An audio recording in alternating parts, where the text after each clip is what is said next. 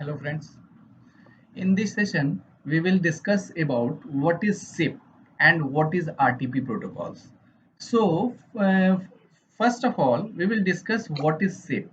So, SIP is an application layer protocol that is used to establishing, modifying and terminating multimedia session in an IP network.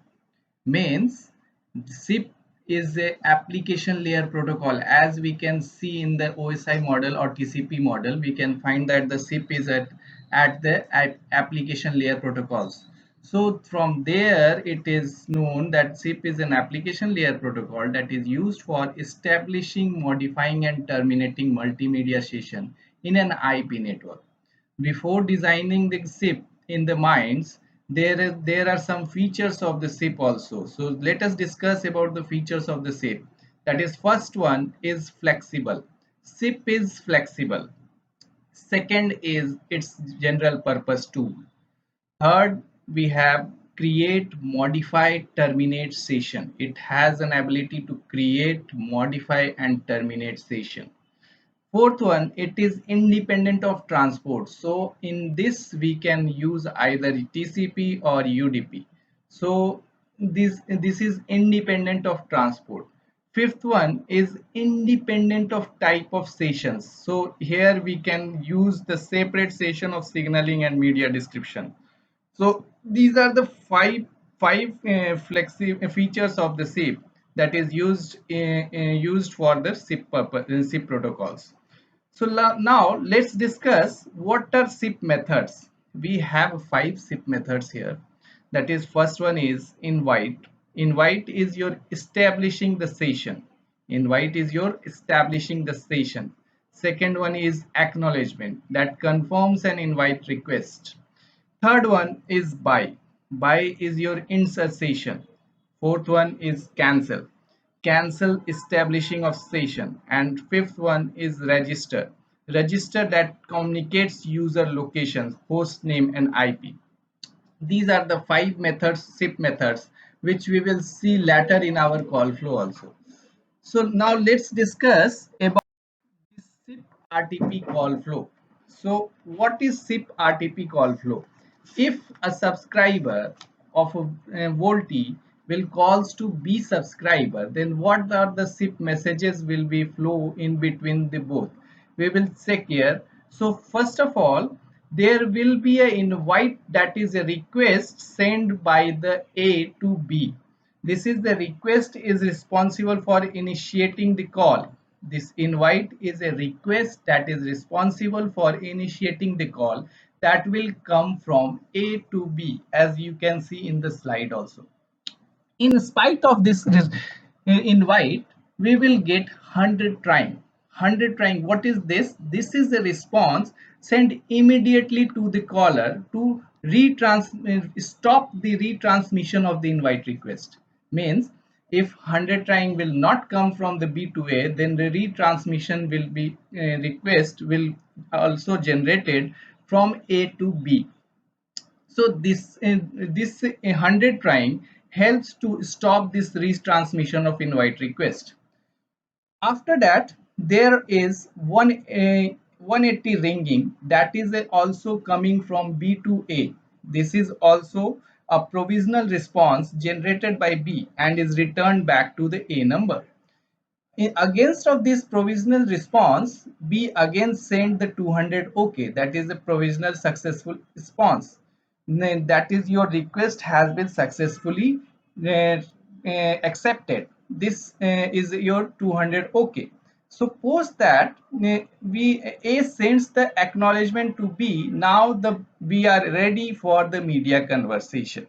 Now we are ready for the media conversation, and the media conversation is started between the A to B. That is purely on RTP protocols. As I have told in the earlier slides, that the media RTP protocol is responsible for the conversation. At the last, you can see that there is a buy. If A terminates the call, then A will send the buy to B, and B will acknowledge to A that you can go ahead for the termination of the session. So these are the a proper call flow which is in your SIP protocols. So you have seen that what is SIP protocols right now, what are the features of the SIP protocols. Third one is what are the SIP methods we are using, and in that fourth one we have seen that the SIP call flow diagram. So these four things has been covered right. One more thing I want to discuss, that what is SDP contains.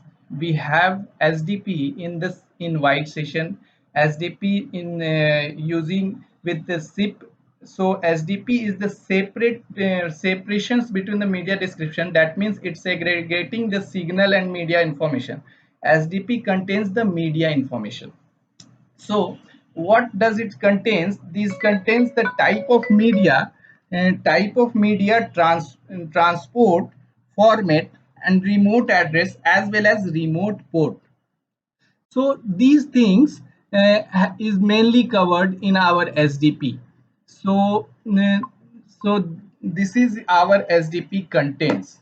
So now let's see, we will discuss about the some of the methods. As you can see in the slides, that first of all, that is invite. As I have told you that invite is a request that is sent to a proxy server, is responsible for initiating the session. Second one is 100 trying. What is 100 trying? I have told that the 100 trying is used for to stop the retransmission of the invite request. Third one is our 180 ringing. 180 ringing is your provisional response that is generated by B number and returned back to A number. In spite of that, A 200 OK response is generated soon after B number picks up the phone up. B receives the acknowledgement from A number when it gets 200.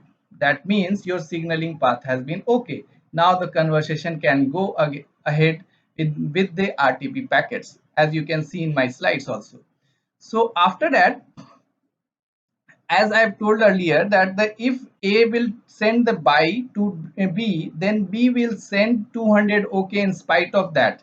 So that means your request has been successfully approved by the B. And this whole call flow is known as a dialog header. This known as a dialog header. It means from the invite to 200 OK, that is your complete call and is known as dialog. Now we will discuss about the RTP protocols. So first of all, let us understand that what is RTP and what is RTCP. RTP stands for real-time transport protocols, while RTCP stands for RTP control protocols. For controlling the RTP packets, we have RTCP, that is used for the monitoring of the quality of service and convey information about the participants. Now let's see what are the characteristics of the RTP. We have a characteristics and four type of characteristics of RTP. First one is your payload type identification. It's a payload type identification. Second one is your sequence numbering. It sequences the RTP packets. Third one is your time stamping, uses synchronization as well as jitter calculations. Fourth one is your delivery monitoring. So these four characteristics are of RTP protocols. And what do you mean by RTP? It carries the real-time data. So it carries the real-time data, and yeah, mainly oftenly using the UDP transport protocols for this. So this is your RTP protocols, as well as we have seen the what is the SIP protocols also. So now we can move ahead for this SIP packet structure of the RTP. As you can see here, the packet structure of RTP, first part is your IP header. IP header means here we will see that which version of IPs are using here. That is your IPv4 or IPv6. That type of information you will get in this IP header.